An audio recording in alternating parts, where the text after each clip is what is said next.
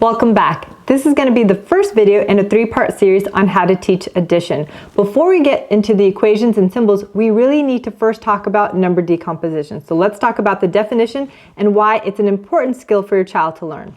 Number decomposition is the ability to break down a number into smaller parts.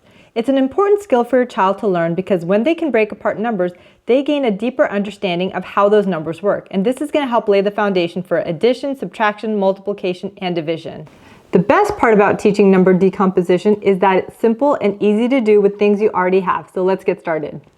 With this activity, you're going to have your child touch and count each of the 5 blocks and state the number they have in a complete sentence. Next, give them a chance to explore and experiment how they can break those 5 blocks into 2 different groups. With each small group that they create, have them count the blocks in that group and then count the total number of blocks so they see the number 5 can be broken down into 2 smaller groups made of 2 smaller numbers. Let's take a look at the next activity. Here, have your child count out 7 pennies or counters and then slide the counters or pennies into 2 different groups. So they're physically moving the counters or pennies to make their groupings to make 7. You can put one group on top, one on the bottom, and then you can show your child how they can move one counter from the group on top to the bottom or the other way around and show them they still have 7 and that they can break up 7 into different numbers.